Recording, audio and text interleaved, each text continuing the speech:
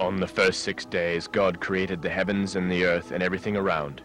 He saw that it was good. On the seventh day, God did nothing. Nothing. God took the day off. He probably didn't know how to waste time.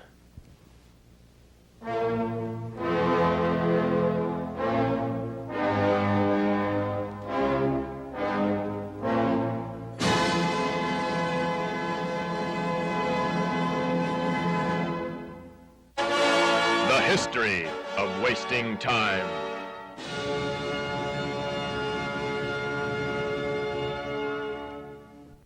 To find out more, we went to an actual anthropologist to see what he had to say. Wasting time goes back many centuries. The caveman, for example, had no form of entertainment like they do today, or like we do today. They sat around, did a lot of talking, manufactured things like clubs, baskets, and tools. Before the electronic era, men resorted to other means of entertaining themselves, like hunting, collecting, and eating, thinking of ways to communicate more effectively with each other. These people were the real thinkers. And this brings us here, for absolutely no reason whatsoever. These primitive forms were developed by modern man, but with the age of electronics, the concept of wasting time gained totally new meaning. That little box that sits in our living room, turn it on and it entertains us. There's no need for thinking. TV will do it for you. America is becoming a nation of vidiots. It is one of the cheapest forms of wasting time, but if you're not visually oriented,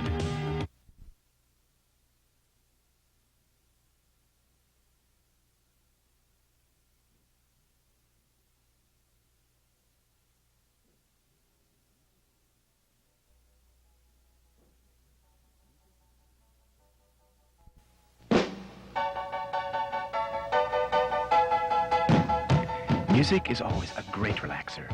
Whether it's your stereo or your Walkman, there's music at your fingertips. There's a wide variety. Just depends on your mood and taste.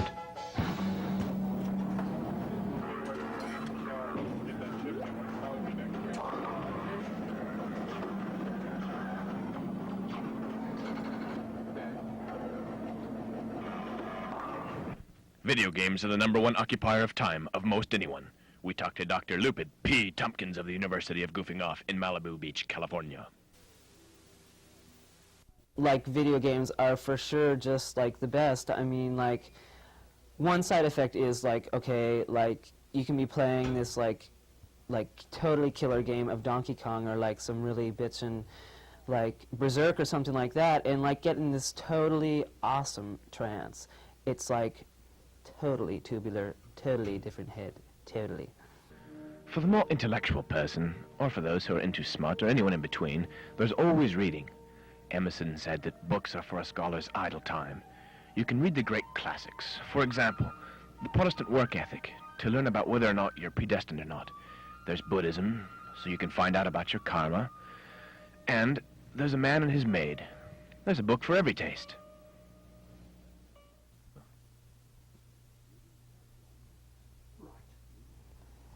Reading can broaden your mental scope. If you're in a public place and you tire of reading, then staring is for you. There are certain techniques. There is the direct method. There is the looking around the room.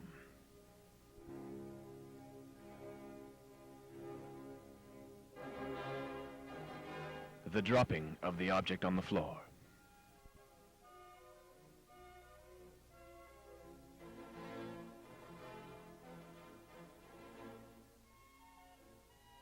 The yawn.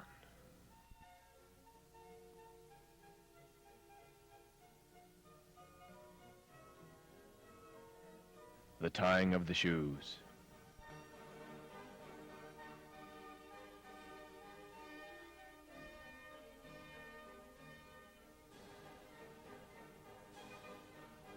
The covering of the eyes.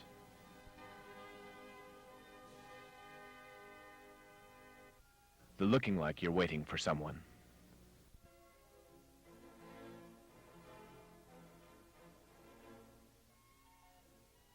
But of course, you must remember, it takes practice. For the physical-minded, there's a smorgasbord of things to do.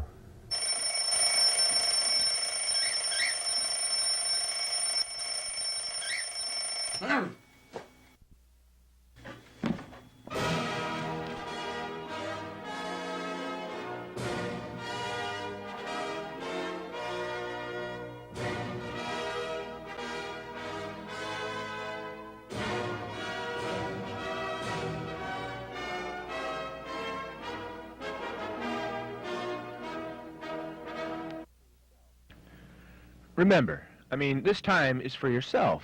If you must engage in competition, well, try tennis.